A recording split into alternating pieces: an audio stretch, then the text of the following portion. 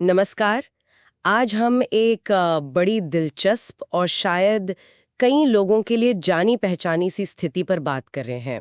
सोचिए, एक घर है, कमाने वाले 3 लोग हैं, महीने की आमदनी लाखों में है, लेकिन जैसे ही महीना खत्म होता है, बैंक बैलेंस लगभग जीरो। ये होता कैसे? बिल्कुल, ये सवाल बहुत से घरों का है। हमारे पास ना कुछ नोट्स हैं, 3 कमाइयां परिवार की आर्थिक योजना नाम से। हम इन्हीं के आधार पर इस पहेली को समझने की कोशिश करेंगे आज। बिल्कुल। और हमारा मकसद ये समझना है कि इतनी अच्छी कमाई के बाद भी परिवार क्यों अक्सर फाइनेंशियली मतलब आर्थिक रूप से थोड़ा असुरक्षित सा महसूस करते हैं, और कैसे वो मिलकर एक मजबूत प्लान बना सकते हैं अपने भविष्य के लिए। क्योंकि कई बार क्या होता है, ज्यादा इनकम सोचना एक सुरक्षा का भ्रम सा बना देते हैं। सही कहा, वो भ्रम वाली बात बिल्कुल सही है। इन नोट्स में एक रवि की कहानी है, वो तो मतलब आंखें खोल देने वाली है। 1,80,000 रुपए महीने की फैमिली इनकम। हाँ, अच्छी खासी इनकम। बिल्कुल, लेकिन जब माँ के इमरजेंसी सर्जरी हुई, अचानक से 3.5 लाख रुपए की जरूरत आन पड़ी, तो हाथ में सिर्फ 20,000 रुपए थे। सोचिए, 20,000 रुपए। बस ये साफ दिखाता है कि पैसा कमा लेना एक बात है और उसे संभालना वो बिल्कुल दूसरी कहानी है। बिल्कुल, यही असल मुद्दा है। प्रॉब्लम की जड़ यही है कि कमाई तो आ रही है अलग अलग जगह से, पर उसे लेकर कोई एक मिली जुली इंटीग्रेटेड योजना नहीं है। हाँ, कोई कॉमन प्लान नहीं। पैसा आता है और बस बढ़ जाता है। किराया है, बच्चों की स्कूल फीस है, कोई नया फोन लेना है, घर के बिल हैं। हाँ, छोटी छोटी चीजों में निकल जाता है। और नतीजा, भविष्य के लिए कुछ नहीं बचता। ना इमरजेंसी के लिए कोई पैसा, ना रिटायरमेंट का सोचा, सब आज में ही खत्म। तो फिर यहाँ एक बड़ा जरूरी सवाल उठता है, जैसा नोट्स में भी कहा गया है, कि अगर कल को मान लीजिए कमाई का एक जरिया बंद हो जाए। हाँ, जो कि हो सकता है। बिल्कुल। तो क्या परिवार अगले 6 महीने अपना खर्चा चला सकता है? अगर जवाब नहीं है, तो फिर तो स्थिति चिंताजनक है। बिल्कुल, वो एक रेड जोन है फाइनेंशियली। और देखिए, इसका हल ये नहीं है कि 3 लोग कमा रहे हैं तो 3 अलग अलग जगह पैसा रखें। हल है एक सिस्टम बनाने में, एक साझा सिस्टम। साझा सिस्टम मतलब कैसे? नोट्स में कुछ स्टेप्स बताए हैं। पहला कदम, एक जॉइंट प्लान बनाइए। मतलब सब कमाने वाले सदस्य बैठें, बात करें और तय करें कि अपनी अपनी इनकम का एक फिक्स्ड हिस्सा, मान लीजिए 70%, एक कॉमन बैंक अकाउंट में डालेंगे। 70%? ये सुनने में तो लॉजिकल है, पर क्या इससे लोगों को थोड़ा कंट्रोल कम जैसा नहीं लगेगा? मतलब अपने पैसे पर कुछ पर्सनल खर्चे भी तो होते हैं सबके। हाँ, बिल्कुल जायज सवाल है ये। और इसीलिए अगला कदम सिर्फ कॉमन फंड बनाना ही नहीं है, पर उससे भी पहले एक और जरूरी चीज है। क्या? वो है इमरजेंसी फंड। ये सबसे पहले करना है। अच्छा, हाँ, इमरजेंसी फंड। हाँ, ये दूसरा कदम है और शायद सबसे जरूरी। मतलब सबसे पहले एक इमरजेंसी फंड बनाइए।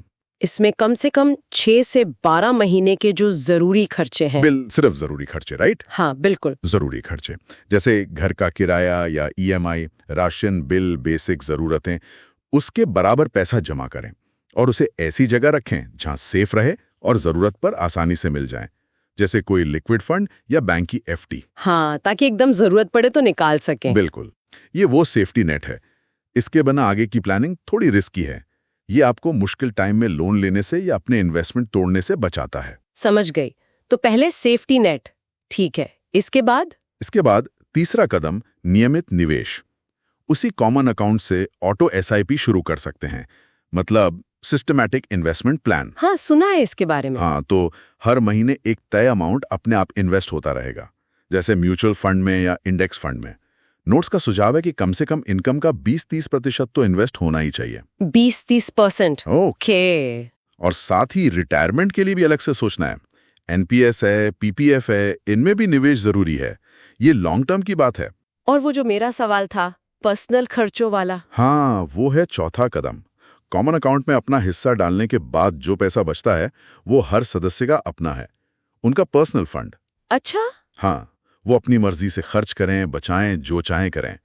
इससे वो पर्सनल फ्रीडम बनी रहती है। ये बढ़िया है, तो मतलब बैलेंस बना रहता है। बिल्कुल।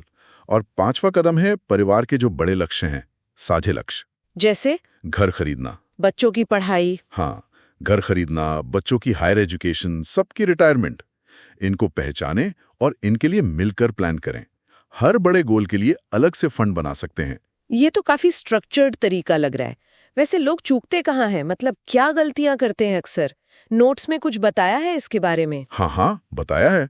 एक कॉमन गलती यह है कि सारा पैसा मैनेज करने की जिम्मेदारी या सारे फैसले बस एक ही आदमी ले रहा होता है। हाँ, अक्सर घर का मुखिया। बिल्कुल, जबकि ये टीम वर्क होना चाहिए। मिलकर बात करें, मिलकर फैसला लें।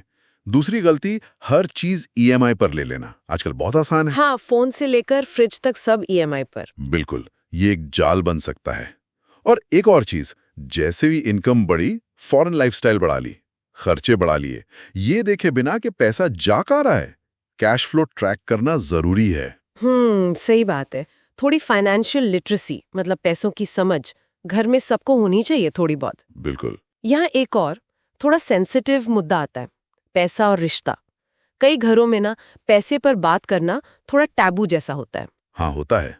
और ये नोट्स इस बात पर बहुत जोर देते हैं कि पैसों के मामले में ट्रांसपेरेंसी ना होना, मतलब पारदर्शिता ना होना, रिश्तों में गलतफहमी और टेंशन पैदा कर सकता है। हाँ, शक पैदा होता है। बिल्कुल। जबकि अगर खुलकर बात की जाए, हो सकता है शुरू में थोड़ा अटपटा लगे, लेकिन इससे आपस का भरोसा बढ़ता है और परिवार मिलकर बेहतर फैसले ले पाता है।